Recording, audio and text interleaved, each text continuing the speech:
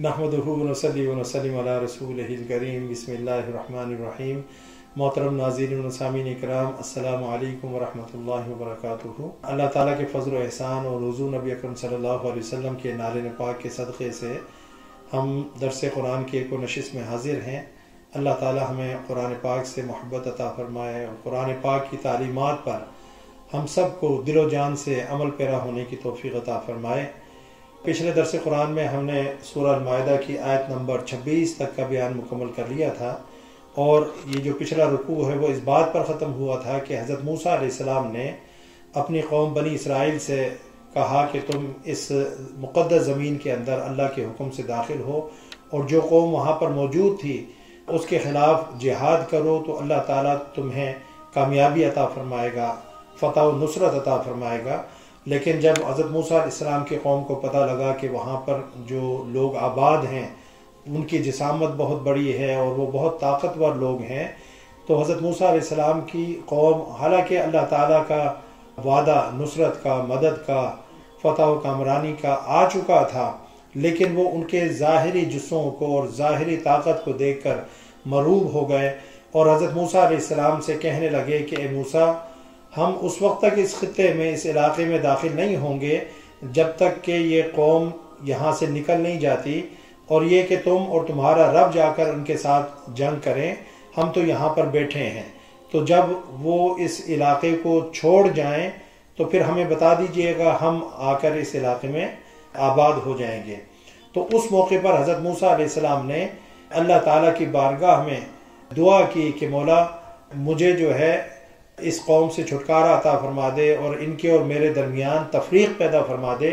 तो फिर अल्लाह रब्बुल इज़्ज़त ने हज़रत मूसा अलैहिस्सलाम की दुआ को कबूल फरमाया और 40 साल जो उनकी कौम थी बतौर अज़ाब वादी ते के अंदर, मैदान ते के अंदर भटकती रही। सुबह से शाम तक का जो वो सफ़र करते थे तो मुशक्क़त बर्दाश्त करते, सफ़र की थकान बर्दाश्त करते, लेकिन शाम को फिर वहीं पर मौजूद होते जहाँ से सुबह सफ़र का आगाज़ किया होता था। रात को सफ़र करते, सारी रात सफ़र करते और सुबह फिर वहीं पर मौजूद होते थे जहाँ से सफ़र का आगाज़ किया होता था। 40 साल तक उनके साथ ऐसा ही होता रहा, यहाँ तक कि जो 20 साल से उम्र के लोग थे वो सारे मर गए और जो उस वक्त बच्चे थे वो जवान हो गए। और फिर अल्लाह रब्बुल इज़्ज़त ने उनको वही हुक्म दिया कि जाकर लड़ो, अगर लड़ोगे तो तुम्हें जो है कामयाबी और कामरानी मिलेगी। तो जब वो लड़े हैं तो गो कि उस वक्त भी उनकी तादाद थोड़ी थी, लेकिन अल्लाह रब्बुल इज़्ज़त ने उनको कामयाबी अता फरमाई और उनको वो अर्ज़ मुक़द्दस जिसका अल्लाह ताला ने वादा फरमाया था वो ज़मीन उनको अता फरमा दी। अब अगला जो रुकू है, चूँकि पिछले जो रुकू हमने पढ़े हैं उसके अंदर भी यहूदियों का हसद, उनका इनाद, उनकी दुश्मनी अपने नबियों के साथ, उनकी नाफरमानी, हुज्जती, फिर हुजूर नबी अकरम सल्लल्लाहु अलैहि वसल्लम को हसद की बुनियाद पर ना मानना, ये सारी बातें हम पीछे पढ़ चुके हैं। और इससे हमें पता लगता है कि हसद एक ऐसी बीमारी है कि जो इंसान को बिल्कुल अंधा कर देती है। एक तो ये आग है जिसमें इंसान खुद जलता है और उसके सारे आमाल जो है जलकर खाक हो जाते हैं। फिर हसद इंसान को ऐसा अंधा कर देती है कि सामने वाले की जो खूबी होती है वो भी उसको नज़र नहीं आती। हुजूर नबी अकरम सल्लल्लाहु अलैहि वसल्लम को अल्लाह ताला ने जो कमालात अता फरमाए, जो फ़ज़ाइल अता फरमाए, जो रिफ़तें अता फरमाई, सब देख रहे थे और उसको देखकर लोग जो है दायरे इस्लाम में दाखिल हो रहे थे। लेकिन इन यहूदियों की आंखों पर हसद और तासुब की ऐसी पट्टी बंधी हुई थी कि वो हुजूर नबी अकरम सल्लल्लाहु अलैहि वसल्लम की उन तमाम तर शानों और अज़मतों को और मौज़ात को देखकर भी ईमान ना लाए, बरबिनाए हसद। अब उसी हसद का एक और वाक़या अल्लाह रब्बुल इज़्ज़त अगले रुकू के अंदर बयान फरमा रहा है कि हसद एक ऐसी बुरी चीज़ है कि जो इंसान को बड़े बड़े कबीरा गुनाह के अंदर मुब्तला कर देता है। यानी दुनिया के अंदर जो पहला कत्ल हुआ, जो पहला इंसानी कत्ल हुआ, यानी काबिल ने अपने भाई हाबिल, ये दोनों हज़रत आदम अलैहिस्सलाम के बेटे थे, एक का नाम काबिल था और एक का नाम हाबिल था। तो काबिल ने अपने भाई हाबिल को कत्ल किया और ये कत्ल जो पहला इंसानी कत्ल था इसकी भी बुनियाद हसद ही थी। क्या? हसद ही थी। वजह क्या थी ہوتا یہ تھا کہ حضرت آدم علیہ السلام اور حضرت حوا علیہ السلام کے یہاں جو بچے پیدا ہوتے تھے تو پیئر پیدا ہوتا تھا، ایک لڑکا ایک لڑکی. پھر اگلی مرتبہ جب اولاد ہوتی تو اسی طریقے سے ایک لڑکا اور ایک لڑکی پیدا ہوتے تھے.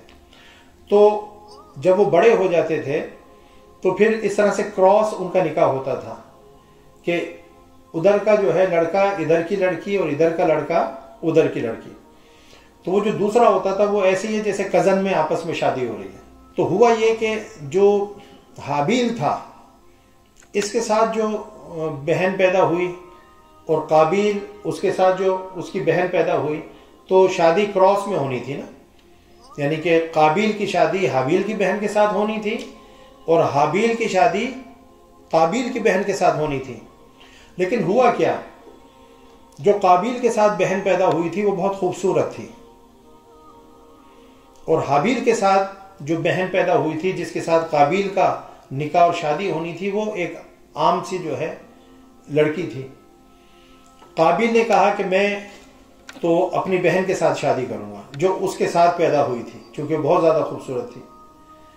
تو اس کی شادی ہونی تو حابیل کے ساتھ چاہیے تھی، لیکن اس نے کہا کہ میں اپنی اسی بہن کے ساتھ شادی کروں گا اور اس بات پر اس نے اصرار کیا. اب بات بہت بڑھ گئی تو اس کا یعنی کہ سولوشن یہ نکالا گیا، چونکہ وہ ماننے کو تیار نہیں تھا تو اس کا حل، اس کا سولوشن یہ نکالا گیا. حضرت آدم علیہ السلام خود جو اس وقت موجود تھے کہ دونوں جو ہے قربانی دیں. کیا؟ کیونکہ اس سے پہلے ہوا نہیں تھا نا، اس سے پہلے ایسا ہوا نہیں تھا کہ جو بہن بھائی پیدا ہوئے ہوں ان کا آپس میں نکاح ہوا ہو. کراس میں تو ہوتا تھا لیکن جو اکٹھے پیدا ہوئے ہوں ان کا آپس میں نکاح نہیں ہوتا تھا. اب یہ اس بات پر ضد کر رہا تھا قابیل کہ میں اسی لڑکی کے ساتھ شادی کروں گا جو میرے ساتھ پیدا ہوئی ہے. تو اس کا حل یہ نکالا گیا کہ دونوں قربانیاں دیں، حابیل بھی اور قابیل بھی. تو جس کی قربانی قبول ہو جائے گی تو پھر اس کی حساب سے جو ہے اس کی شادی کر دی جائے گی، کیونکہ قربانی کا قبول ہونا یہ اللہ کی رضامندی کی نشانی تھی.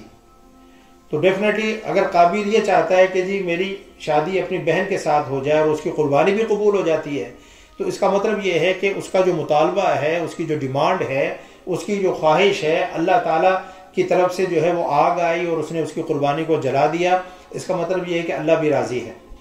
تو دونوں کی قربانیاں جو ہے رکھی گئیں. ہوتا یہی تھا کہ میدان میں، کھلے میدان میں قربانی کوئی بھی چیز ہو. اب مثال کے طور پر جو ہے جو قابیل تھا یہ زراعت پیشہ تھا، یہ ایگریکلچر کرتا تھا، فصل اگانا. یہ تو اس نے اناج قربانی کے لیے، اناج جو چونکہ وہ کھیتی باڑی کرتا تھا، کسان تھا، اس نے اناج جو ہے قربانی کے لیے پیش کیا. اور جو حابیل تھا یہ مویشی پالتا تھا، مویشی چراتا تھا، تو اس نے ایک کنواری بکری جو ہے قربانی کے لیے پیش کی. اب جو دونوں نے جو ہے اپنی قربانیاں پیش کر دی کہ اللہ تعالیٰ دیکھتے ہیں کس کی قربانی قبول فرماتا ہے. تو آسمان سے جب آگ آئی تو اس نے جو حابیل کی قربانی تھی، وہ جو بکری اس نے قربانی کے لیے پیش کی تھی، اس آگ نے آ کر حابیل کی قربانی کو جلا دیا. اور جو قابیل کی قربانی تھی وہ ویسے کی ویسی رہی. اس کا مطلب یہ ہے کہ اللہ نے اس کی قربانی کو نامنظور کر دیا، رد کر دیا، ریجیکٹ کر دیا، اور حابیل کی جو قربانی تھی وہ قبول ہو گئی. اب اس بات کے اوپر ایک حسد پیدا ہو گیا کہ میری قربانی نامنظور ہو گئی، اور نامنظور ہونے کا معنی یہ تھا کہ اب میری شادی جو ہے اس لڑکی کے ساتھ نہیں ہو سکتی جو میرے ساتھ پیدا ہوئی تھی، جس سے وہ شادی کرنا چاہتا تھا. تو اس حسد کی وجہ سے کہ قربانی میری قبول نہیں ہوئی اور میری شادی اس لڑکی کے ساتھ نہیں ہو سکتی جس سے میں شادی کرنا چاہتا تھا، تو قابیل کے اندر ایک جذبہ انتقام پیدا ہو گیا، ریونج ایک اس کے اندر پیدا ہوا، حسد پیدا ہوا. اور اس کی وجہ سے اس نے اپنے بھائی کو جس کا نام حابیل تھا اس کو قتل کرنے کا ارادہ کیا اور پھر اس کو قتل کر دیا. ٹھیک ہے نا. یہ واقعہ جو ہے اللہ تعالیٰ اگلے رکوع کے اندر بیان فرما رہا ہے. تو دنیا کے اندر، انسانی تاریخ کے اندر سب سے پہلا جو قتل تھا اس کی بنیاد حسد اور جذبہ انتقام تھی، اور اس کی وجہ جو ہے ایک عورت بنی، یعنی کہ سب سے پہلا قتل بھی عورت کے پیچھے ہوا۔ تو سب سے پہلا جو قتل ہے اس کی بنیاد حسد، اس کی بنیاد جذبہ انتقام، اور اس کے پیچھے جو ہے ایک عورت کو حاصل کرنے اور ایک عورت سے شادی کرنے کا جذبہ پنہا تھا۔ یہ سب سے پہلا جو ہے انسانی قتل ہوا، اور زمین کے اوپر یہ پہلا قتل تھا۔ اس لیے حضور نبی اکرم صلی اللہ علیہ وسلم نے فرمایا کہ اب دنیا میں جتنے بھی قتل ہوں گے، قیامت تک جتنے بھی قتل ہوں گے، تو جو شخص بھی قاتل ہوگا اس کو قتل کا گناہ ملے گا، اور اس شخص کو بھی ملے گا جس نے دنیا میں سب سے پہلا قتل کیا، یعنی قابیل کو۔ کیونکہ جو شخص کوئی اچھا راستہ جو ہے ایک ڈیولپ کرتا ہے اور وہ خود اس پر عمل کرتا ہے، دوسرے لوگ اس کو دیکھ کر اس راستے پر چلتے ہیں، تو اس شخص کو اپنے عمل کا بھی ثواب ملتا ہے، اور بعد میں جو دوسرے لوگ اس کو دیکھ کر اس راستے پر چلتے ہیں اور اس کو فالو کرتے ہیں، تو ان کے عمل کا ان کو بھی ثواب ملے گا، اور اس شخص کو بھی ملے گا جس نے اس کام کی ابتدا کی تھی۔ ٹھیک ہے نا؟ مثال کے طور پر آپ نے جو ہے ایک مسجد کی بنیادیں رکھ دی، ایک زمین خریدی آپ نے مسجد، پھر آپ نے دوسرے لوگوں کو بھی کہا کہ آئیں جی اس پروجیکٹ کے اندر میرے ساتھ شریک ہوں۔ اب چونکہ اس کام کا آغاز آپ نے کیا تھا، اب جتنے بھی لوگ اس کے اندر آئیں گے، اس کار خیر کے اندر شرکت کریں گے، کوئی 1 اینٹ لگاتا ہے، کوئی 2 اینٹ لگاتا ہے، کوئی سیمنٹ کی 1 بوری دیتا ہے، کوئی بجری کا 1 ٹرک دیتا ہے، الغرض جتنے لوگ اس کے اندر شامل ہوتے چلے جائیں گے، اور وہ جو بھی اس کے اندر اپنا شیئر ڈالیں گے، حصہ ڈالیں گے، ان کو بھی ثواب ملے گا، اور اللہ تعالیٰ چونکہ آپ نے اس کام کی بنیاد رکھی تھی، آپ کو بھی اس کا اجر و ثواب ملے گا۔ تو یہ اسی طریقے سے اگر کسی نے کوئی برائی کے کام کا آغاز کیا،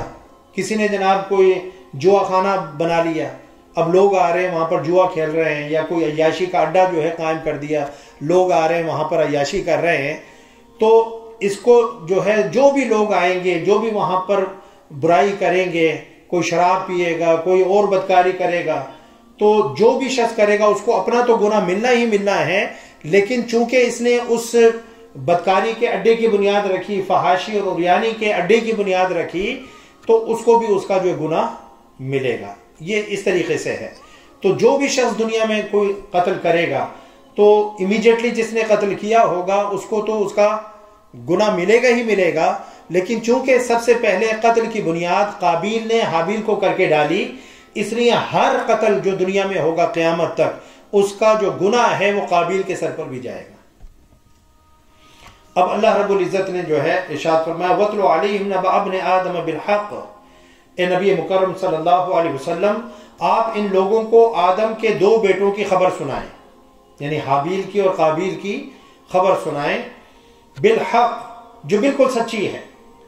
کیونکہ اللہ رب العزت اپنے پاک کلام میں جو سچا کلام ہے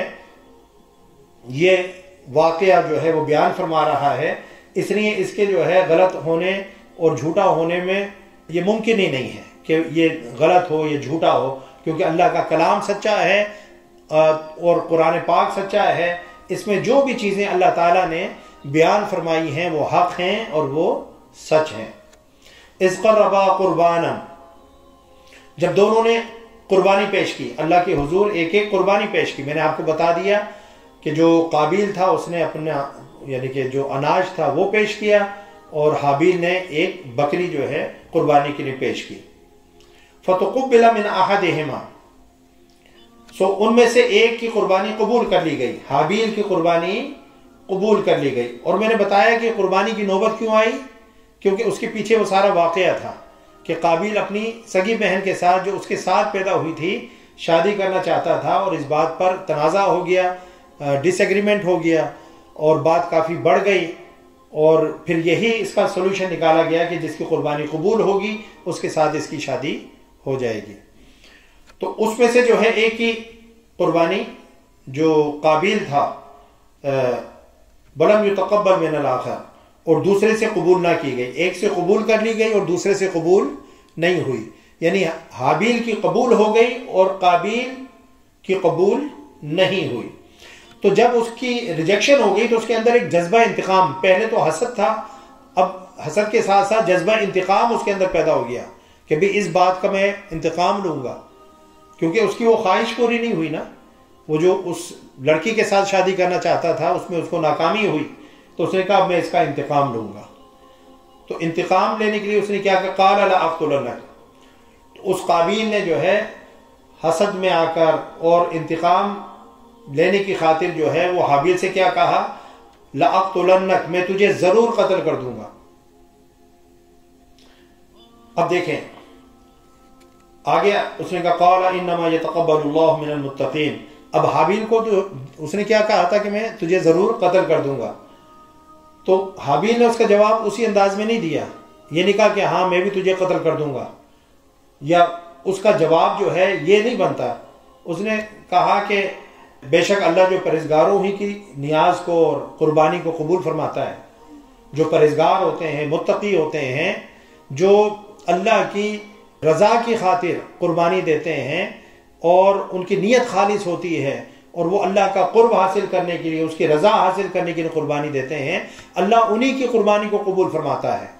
اللہ تعالیٰ جو ہے جو اوپرے دل سے اور بدنیتی کے ساتھ قربانی دیتے ہیں، اللہ تعالیٰ ایسے لوگوں کی قربانی قبول نہیں فرماتا۔ تو وہ کہنا یہ چاہ رہے تھے حابیل قابیل کو کہ اس میں یعنی کہ تجھے حسد میں مبتلا نہیں ہونا چاہیے اور تیرے اندر جذبہ انتقام پیدا نہیں ہونا چاہیے کہ اگر تیری قربانی قبول نہیں ہوئی تو تو دیکھ کے تیرے اندر کہاں پر کمی ہے، تیری نیت کے اندر خالصیت نہیں ہے، تو یعنی کہ اگر اچھی نیت کے ساتھ قربانی دیتا تو تیری قربانی بھی قبول ہوتی۔ اگر اللہ نے تیری قربانی قبول نہیں کی ہے اور میری قبول کر لی ہے تو تجھے حسد میں مبتلا ہونے کے بجائے اپنی اصلاح کرنی چاہیے، اپنی نیت کی، اپنے عمل کی اصلاح کرنی چاہیے کہ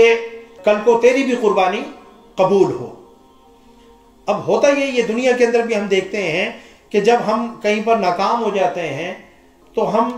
اس کا الزام دوسروں پر ڈال دیتے ہیں، ہم یہ نہیں دیکھتے کہ اس کے اندر ہماری کیا خامی تھی، ہمیں کہاں پر زیادہ جو محنت کرنی چاہیے تھی، کس ایریا کے اندر جو ہے کمی رہ گئی، اس کمی کو ہم پورا کریں، تو ہم اس کا الزام دوسروں پر ڈال دیتے ہیں کہ جی یہ جو میں ناکام ہوا ہوں یہ فلاں کی وجہ سے ہوں، فلاں کی نظر لگ گئی، فلاں نے حسد کیا، فلاں نے یہ کیا، فلاں نے میرے خلاف سازش کی، فلاں نے میرے اوپر جادو ٹونا کروا دیا، یعنی کہ سارا الزام جو ہم اپنی ناکامی کا دوسروں کے اوپر ڈال دیتے ہیں۔ یہ بہت آسان طریقہ ہوتا ہے۔ ہونا تو یہ چاہیے کہ اگر میں کسی میدان میں ناکام ہوا ہوں تو میں دیکھوں کہ اس کے عوامل کیا ہیں، اس کی ریزنز کیا ہیں، اس کی وجوہات کیا ہیں، کیا ایسی چیز تھی جو میں نے نہیں کی، جو کرنی چاہیے تھی، جو کامیابی کے لیے ضروری تھی، کون سے ایریے کے اندر مجھ سے جو ہے مسٹیکس ہوئی ہیں۔ یعنی اپنا سیلف اسیسمنٹ کرنے کی بجائے ہم ایک ایزی وے تلاش کرتے ہیں کہ ہم سارا بلیم جو ہے وہ دوسروں پر ڈال دیتے ہیں، ہے یا نہیں؟ مائیں کہتی ہیں میرے بیٹے کو نظر لگے، اور جی یہ رشتہ داروں میں بڑا حسد ہے، یہ بڑی بری نظر رکھتے ہیں، میرا بچہ فیل ہو گیا ہے تو یہ جو ہے رشتہ داروں کی نظر لگ گئی ہے۔ سبحان اللہ۔ تو رشتہ دار تو ساروں کے ہیں، دنیا میں جو لاکھوں بچے پاس ہو رہے ہیں وہ بغیر رشتہ داروں کے ہیں، تو یہ رشتہ داروں حسد تو ہر جگہ ہی ہے، ہر فیملی کے اندر ہی ہے۔ تو اس کا مطلب یہ ہے کہ دنیا کے اندر کوئی بھی بچہ پاس ہونا ہی نہیں چاہیے، سارے بچے فیل ہونے چاہیے، کیونکہ ماشاءاللہ یہ شریکہ تو ہر جگہ ہی لگا ہوا ہے۔ تو جو بچے پاس ہو رہے ہیں وہ کیسے پاس ہو رہے ہیں؟ اسے کہ یہ ایک آسان طریقہ ہے نا اپنے دل کو بہلانے کے لیے، اپنے آپ کو تسلی دینے کے لیے۔ تو کہنے کا مقصد یہ ہے کہ جب انسان کسی میدان کے اندر ناکام ہو، کمزور رہ جائے، تو دوسروں پر الزام دینے کے بجائے خود اپنے اندر اس کی وجوہات تلاش کرنی چاہیے، اس کی ریزنز تلاش کرنی چاہیے، اپنی جو ویکنیسز ہیں ان کے اوپر قابو پانا چاہیے، تب کہیں جا کر آگے آپ کامیاب ہوں گے۔ تو حابیل نے جو ہے کیا کہا کہ دیکھیں اللہ جو ہے متقی اور پرہیزگار لوگوں کی قربانی قبول فرماتا ہے، تو تمہارے تقوی میں، تمہاری نیت میں، تمہارے عمل کی خالصیت کے اندر کمی تھی، اس وجہ سے اللہ تعالیٰ نے تمہاری قربانی قبول نہیں کی، اور یہ کہ تمہارا جو اسٹینڈ تھا، موقف تھا، وہ تھا ہی غلط۔ ایک عرصے سے جو شادیاں جو ہے آپس میں نہیں بلکہ کراس ہوتی چلی آ رہی تھیں، اس نے ایک نیا جو ہے پوائنٹ آف ویو، نیا ایک موقف جو ہے وہ اڈاپٹ کیا. اور صرف یہ کہ لڑکی خوبصورت تھی، جو ایک دین شریعت اس دور کی تھی جو وہ بات کر رہی تھی. تو یہاں پر یہ بھی کہ ایک اگر انسان کی اپنی ایک خواہش ہو اور دین اور شریعت اس کے برعکس جو ہے ایک بات کر رہے ہوں، تو انسان کو اپنی خواہش کو مٹا دینا چاہیے، اپنی خواہش کا طلب کما کر دینا چاہیے اور دین اور شریعت کی بات ماننی چاہیے. یہ سوچ حابیل کی بھی تھی کہ اس نے اپنی خواہش کو اور اپنی پسند کو شریعت اور دین کے اوپر یعنی کہ فوقیت دینے کی کوشش کی. آج بھی ہم دیکھیں ہماری زندگیوں میں یہی پرابلم ہے کہ ہم اپنی خواہش کو پورا کرنا چاہتے ہیں، سامنے دین اور شریعت اللہ اور اس کے رسول کے احکامات وہ کیا کہہ رہے ہیں، وہ چاہے اس کے مخالف ہی کیوں نہ ہو، لیکن ہم اپنی ضد سے، اپنی انا سے، اپنی خواہش سے پیچھے ہٹنے کو تیار نہیں ہوتے، ہے یا نہیں؟ سامنے نظر آ رہا ہوتا ہے، صاف نظر آ رہا ہوتا ہے کہ دین اور شریعت جو ہے جو کہہ رہے ہیں وہ اس کے برخلاف ہے، لیکن اس کے باوجود ہم وہی کرتے ہیں جو ہمارے دل میں سمائی ہوتی ہے، جو ہم کرنا چاہتے ہیں، جو ہماری خواہش ہوتی ہے. تو یہ وہی سوچ ہے، قابیل والی سوچ ہے کہ اس نے بھی اپنی خواہش کو دین اور شریعت کے اوپر فوقیت دی. اور آج ہم مسلمان بھی اپنی خواہشات کو دین اور شریعت پر فوقیت دیتے ہیں. تو سوچ میں کوئی فرق نہیں ہے. پھر اس نے کہا کہ لئن بسطت الی یدک لتقتلنی ما انا بباسط یدی الیک لاقتلک. اب یہ بات حابیل نے کہی، اور یہ ذہن میں رکھیں کہ حابیل جسمانی طور پر قابیل سے زیادہ طاقتور تھا، فزیکل پاور میں وہ قابیل سے زیادہ تھا. اگر وہ مقابلہ کرنا چاہتا اور جس طرح قابیل اس کو قتل کرنا چاہتا ہے، حابیل بھی اس کو قتل کرنے کا ارادہ کرتا، تو حابیل زیادہ طاقتور تھا، وہ قابیل کو مار سکتا تھا. لیکن حابیل یہ دین اور شریعت پر چلنے والا تھا، اس کے دل میں اللہ کا ڈر اور خوف تھا، اور یہ کوئی بھی ایسا قدم نہیں اٹھانا چاہتا تھا جس سے جو ہے اللہ کی بارگاہ میں پکڑ ہو. کیونکہ حدیث پاک میں آتا ہے کہ اگر دو مسلمان، حضور نبی اکرم صلی اللہ علیہ وسلم نے فرمایا کہ قاتل و مقتول، اور فرمایا ظالم و مظلوم دونوں جہنمی ہیں. تو صحابہ کرام نے عرض کی یا رسول اللہ، جو قاتل یا ظالم ہے اس کا جہنم میں جانا تو سمجھ میں آتا ہے، ٹھیک ہے نا، لیکن جو مقتول ہے، جو قتل ہو گیا، وہ کیوں جہنم میں جائے گا؟ وہ تو مظلوم ہے، اس کو تو شہادت کا رتبہ ملنا چاہیے. تو بات سمجھ میں نہیں آ رہی کہ قاتل و مقتول دونوں جہنم میں جائیں گے. آپ نے فرمایا کہ ہاں، قاتل و مقتول دونوں میں جہنم میں جائیں گے، اس لیے کہ جو مر گیا وہ بھی تو اس کو قتل کرنا چاہتا تھا. نیت تو دونوں کی ایک دوسرے کو قتل کرنے کی تھی. اب یہ الگ بات ہے کہ کس کا داؤ چل گیا. بھئی دونوں ایک ہی نیت سے، ایک ہی انٹینشن سے میدان کے اندر اترے. میں اس کو قتل کرنا چاہتا تھا، وہ مجھے قتل کرنا چاہتا تھا، بس ایک کا جو ہے داؤ چل گیا، وار چل گیا، ایک نے دوسرے کو قتل کر دیا، ایک قاتل ہو گیا، دوسرا مقتول ہو گیا، لیکن دونوں کی نیت کیا تھی؟ قتل کرنے کی تھی. اس بنیاد پر دونوں جہنم میں جائیں گے. اب بس میں اس لیے حابیل نے یہ نیت بھی نہیں کی. اب دیکھیں، اس نے کہا کہ اگر تو اپنا ہاتھ مجھے قتل کرنے کے لیے میری طرف بڑھائے گا تو پھر بھی میں اپنا ہاتھ تجھے قتل کرنے کے لیے تیری طرف نہیں بڑھاؤں گا، کیونکہ میرا ہاتھ قتل کرنے کے لیے اگر تیری طرف بڑھا تو یہ میری انٹینشن بن جائے گی کہ میں بھی تجھے قتل کرنا چاہتا ہوں. گو کہ میں اپنا دفاع کر سکتا ہوں، میں طاقت میں تجھ سے زیادہ ہوں، میں جسمانی صحت میں تجھ سے زیادہ ہوں، لیکن میں اپنا ہاتھ قتل کے لیے اور اپنے دفاع کے لیے تیری طرف نہیں بڑھاؤں گا، تاکہ کہیں میرا بھی شمار تیرے ساتھ انہی میں نہ ہو جائے. اللہ اکبر. کیونکہ میں انی اخاف اللہ رب العالمین، کیونکہ میں اللہ سے ڈرتا ہوں جو تمام جہانوں کا پروردگار ہے. تو حابیل نے طاقت ہونے کے باوجود، قدرت ہونے کے باوجود، صحت و تندرستی ہونے کے باوجود قابیل کے ساتھ مقابلہ نہیں کیا، اور قابیل نے جو ہے اس کو قتل کر دیا. پھر اس نے کہا انی اریدو، اب دیکھیں یہاں پر انٹینشن آ گئی،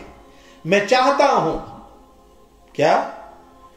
میں چاہتا ہوں، یہ کون کہہ رہا ہے؟ حابیل کہہ رہا ہے قابیل سے، انی اریدو ان تبوء باسمی و اسمک فتکون من اصحاب النار وذلک جزاء الظالمین، میں چاہتا ہوں کہ مجھ سے کوئی زیادتی نہ ہو، یعنی اگر میں ہاتھ بڑھاؤں گا اور مبادہ میرے ہاتھوں تیرا قتل ہو گیا تو یہ میری طرف سے زیادتی ہو جائے گی، تو میں یہ چاہتا ہوں کہ مجھ سے کوئی زیادتی نہ ہو، اور میرا گناہ قتل اور تیرا اپنا سابقہ گناہ، وہ سابقہ گناہ جس کی بائی جو اس کی قربانی نہیں ہوئی تھی، وہ جو اپنی بہن کے ساتھ شادی کرنا چاہتا تھا، وہ بھی ایک گناہ کا عمل تھا، تو ایک وہ گناہ کا عمل اور ایک اس کو قتل کرنے کا عمل، تو حابیل نے کہا کہ میں چاہتا ہوں کہ مجھ سے کوئی زیادتی نہ ہو میری طرف سے، اور تیرا جو یہ میرا جو گناہ قتل ہے، میرے قتل کا جو وبال ہے یہ بھی تجھ پر پڑے، اور اس سے پہلے جو تجھ سے گناہ ہوا ہے جس کے باعث تیری قربانی قبول نہیں ہوئی، یہ سارا جو وبال ہے اور یہ سارا جو گناہ ہے یہ تو ہی حاصل کر لے، میں اس میں تیرے ساتھ شریک نہ ہوں۔ تو پچھلا گناہ اور یہ قتل کا گناہ، یہ سارا جو وبال ہے، اس کا جو گناہ ہے، یہ سب کا سب جو ہے تیرے اوپر پڑ جائے، فتکون من اصحاب النار، پھر تو اہل جہنم میں سے ہو جائے گا، کیونکہ قتل ایک گناہ کبیرہ، جو گناہ کبیرہ ہیں ان میں سے قتل ہے، اور قیامت میں جو حقوق العباد ہیں ان میں سب سے پہلا حساب کتاب وہ قتل کے بارے میں ہوگا۔ جو حقوق اللہ ہیں اس میں سب سے پہلا اللہ تعالیٰ جو سوال پوچھے گا وہ نماز کے بارے میں پوچھے گا، جو حقوق اللہ ہیں، رائٹس آف اللہ ہیں،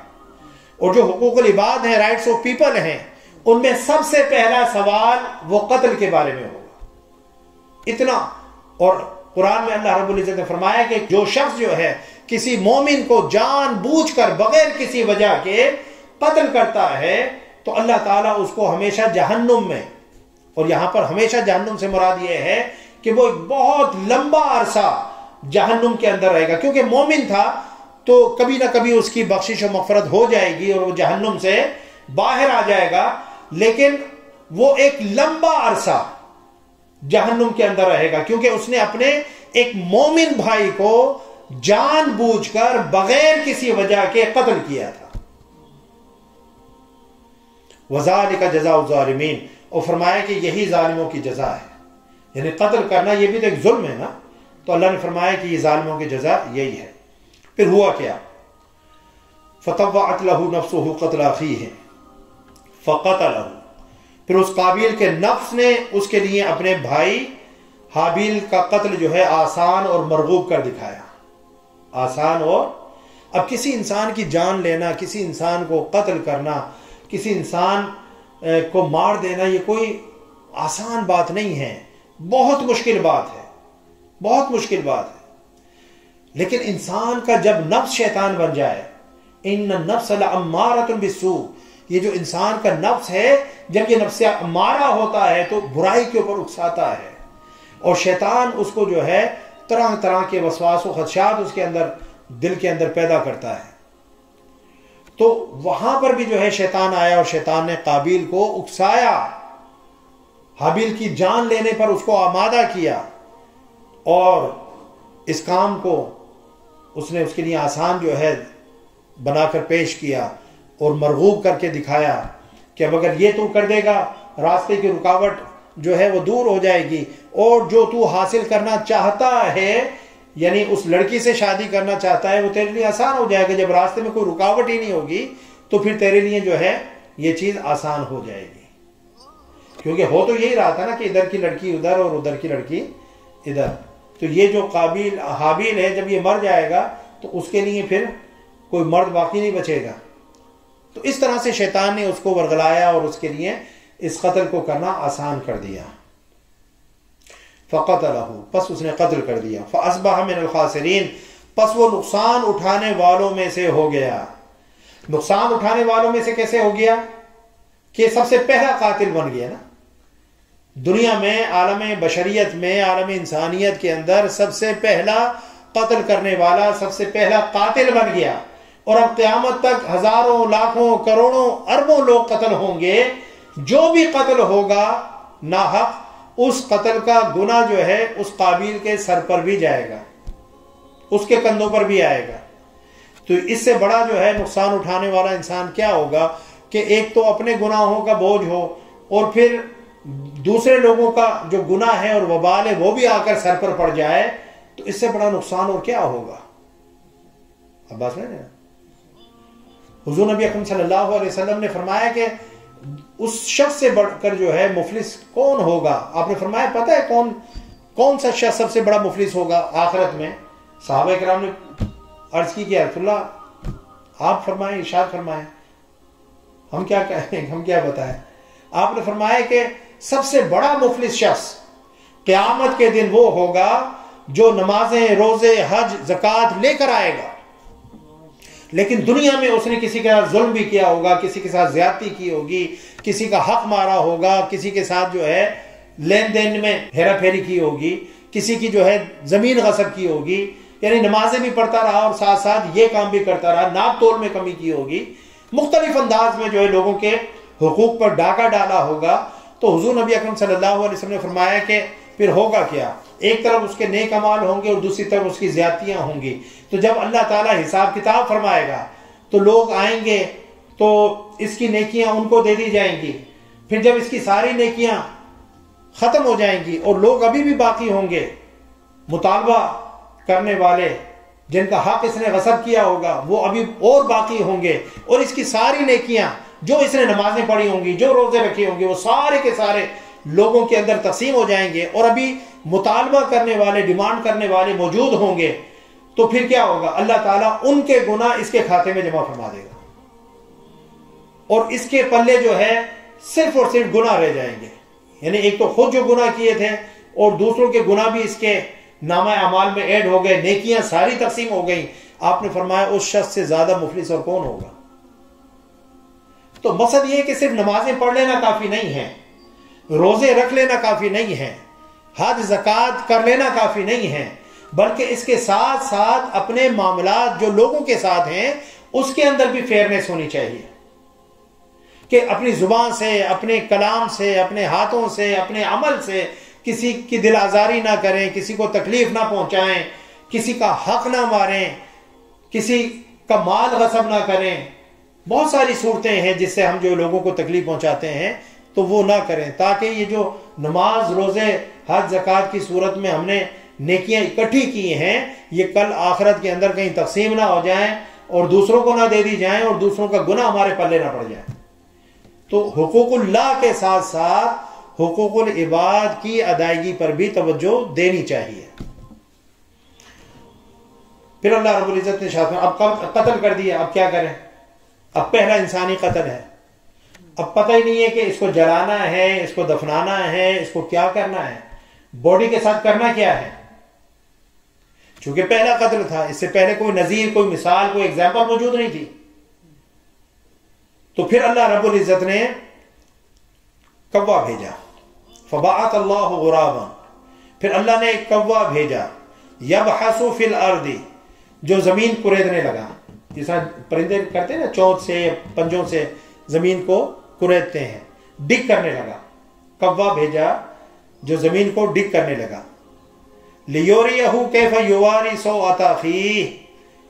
تاکہ اسے دکھائے کہ وہ اپنے بھائی کی لاش کو کس طرح سے چھپائے. مفسرین نے لکھا کہ وہ کافی عرصہ، کسی نے لکھا کہ 1 سال وہ لاش کو اپنے کندھے پر اٹھائے جو ہے ادھر ادھر پھرتا رہا کہ اس لاش کے ساتھ کیا کروں.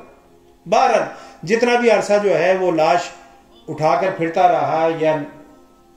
مسئلہ کہ اس کو سجائی نہیں دے رہا تھا کہ میں اس باڈی کے ساتھ کیا کروں. تو اللہ رب العزت نے، چونکہ انسان کو مٹی سے پیدا کیا گیا، منہا خلقناکم وفیہا نعیدکم ومنہا نخرجکم تارۃ اخری،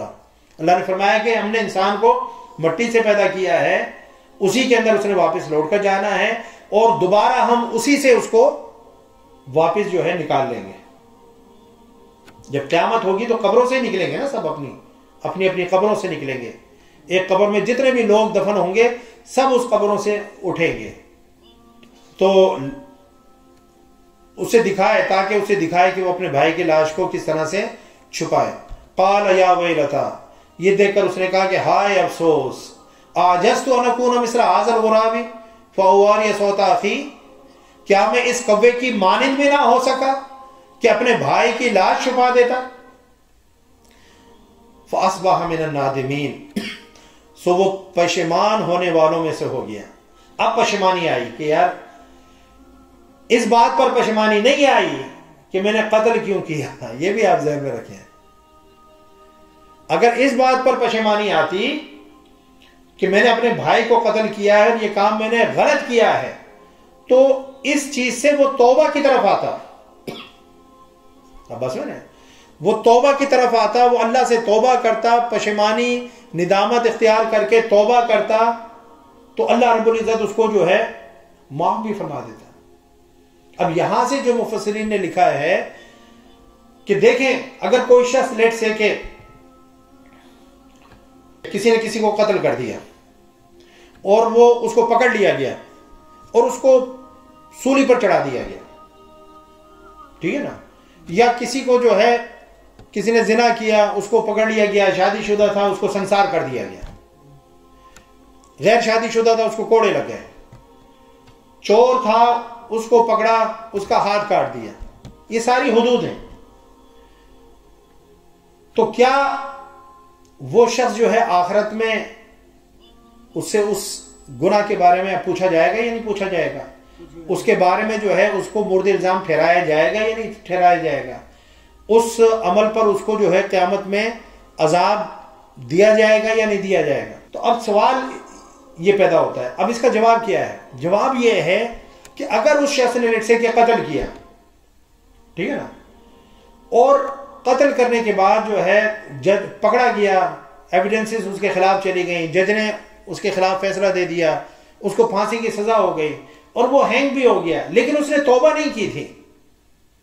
وہ اپنے عمل کے اوپر شرمندہ نہیں تھا، نادم نہیں تھا، اس نے توبہ نہیں کی تھی، چوری کر کے اس نے توبہ نہیں کی تھی، اس کا ہاتھ کاٹ دیا گیا، زنا کر کے اس نے توبہ نہیں کی تھی، ٹھیک ہے نا، اس کو سنسار کر دیا گیا، یہ کوڑے لگ گئے، تو اگر یہ صورت تھی کہ حد تو جاری ہو گئی لیکن اس نے توبہ نہیں کی تھی، تو اس کو پھر آخرت میں بھی اس کا عذاب ہوگا،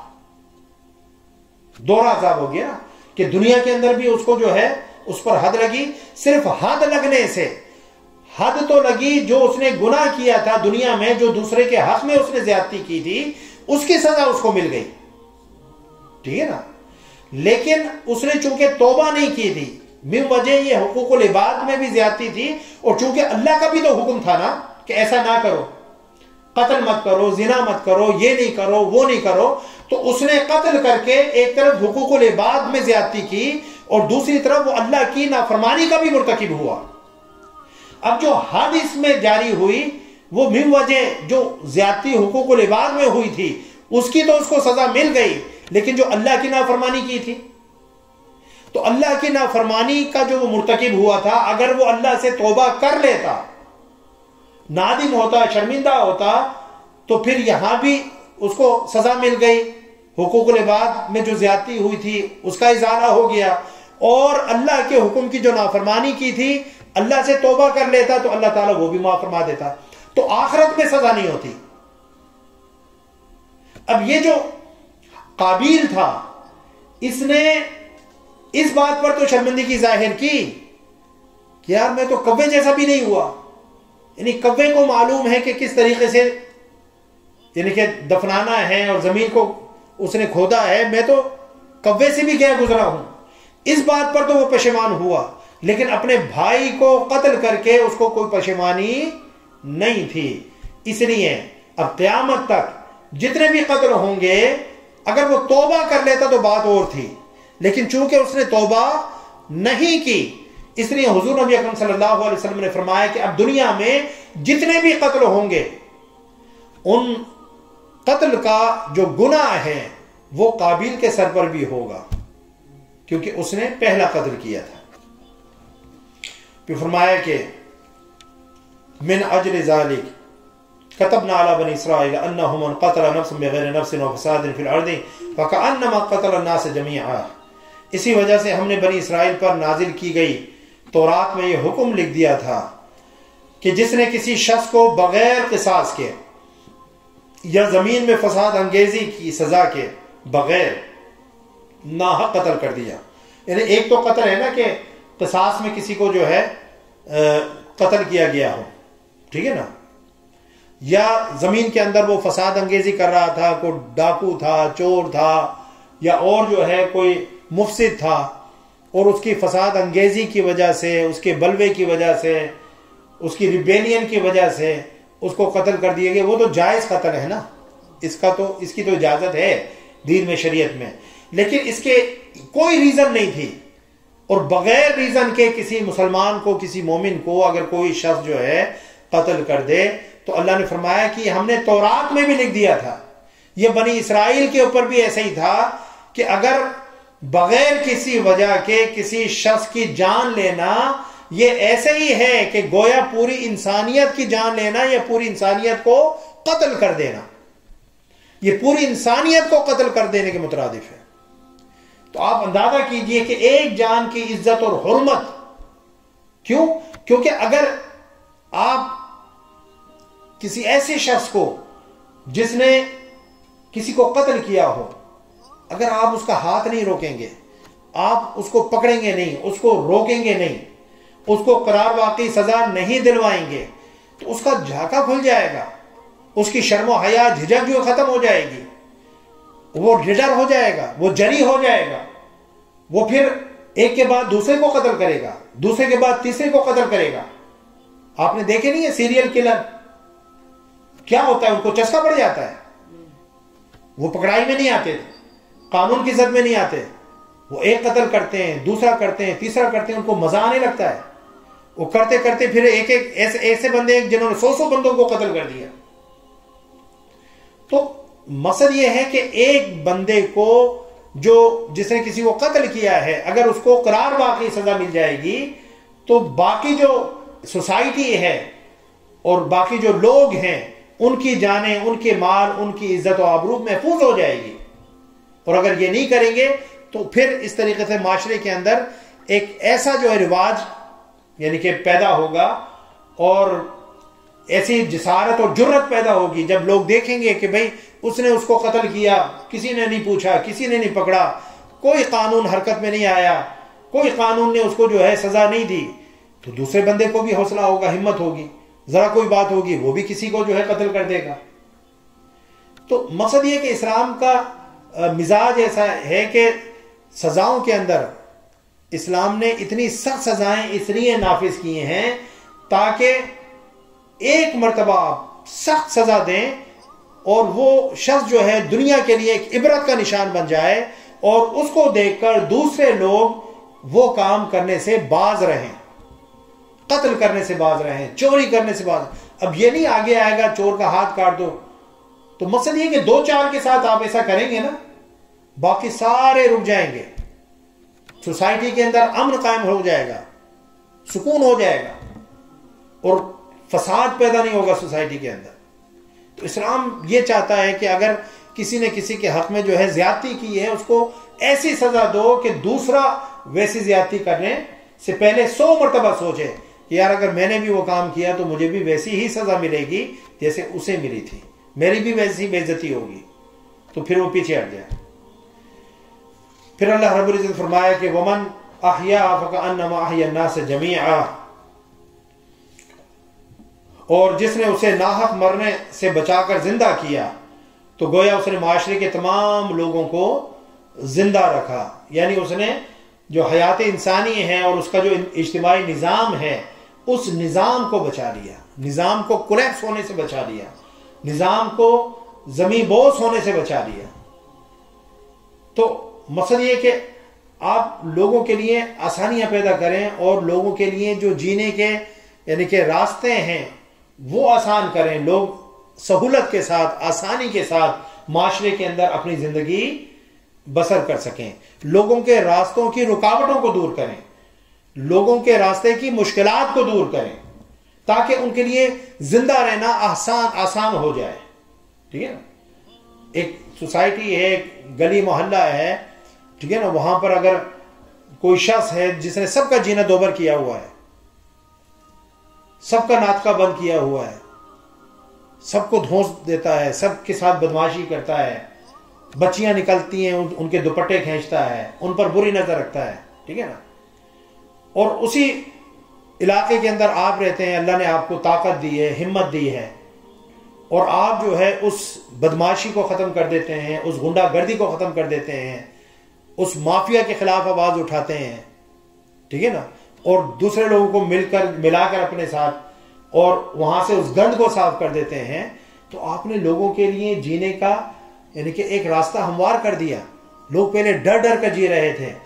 بڑی مشکل سے جو اپنی بیٹیوں کو گھر سے باہر بھیجتے تھے، ڈر اور خوف لگا رہتا تھا. اب وہ جب رکاوٹ دور ہو گئی تو اب یہ کہ وہ آرام سے سکون سے آ جا رہے ہیں اور عزت کے ساتھ وہاں پر رہ رہے ہیں. اب بس سمجھ رہے ہیں. تو اللہ نے فرمایا کہ جس نے کسی کو جو ہے زندہ کیا ناحق مرنے سے بچا کر، یہ ناحق مرنا ہی ہے نا جی.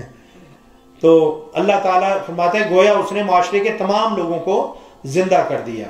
پھر فرمایا وَلَقَدْ جَاءَتْهُمْ رُسُلُنَا بِالْبَيِّنَاتِ، اور بے شک ان کے پاس ہمارے رسول واضح نشانیاں لے کر آئے.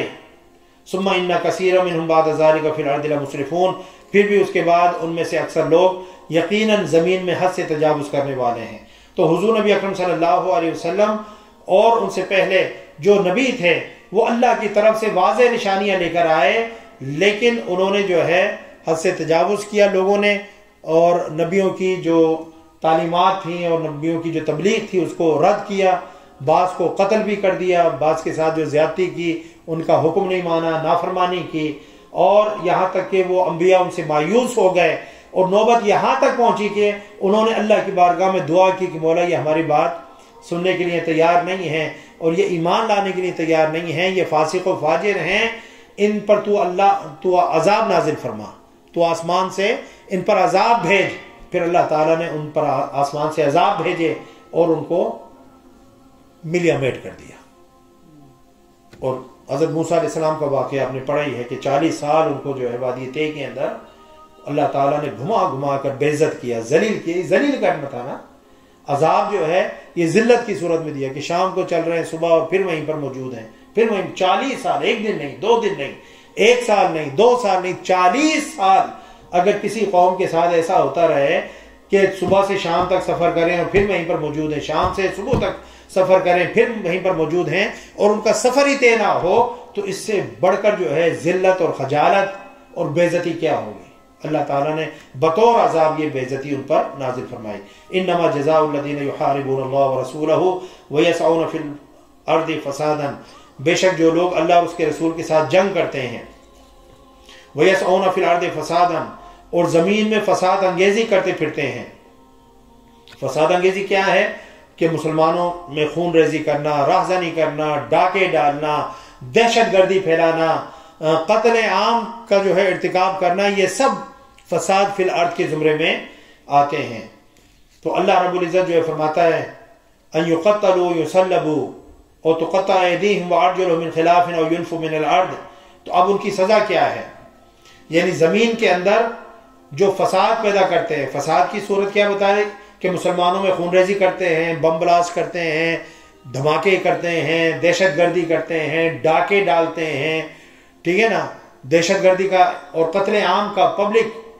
کلنگ کا جو ہے ارتکاب کرتے ہیں. ایسے لوگوں کی سزا اللہ تعالیٰ نے کیا فرمائی کہ ان یقتلوا،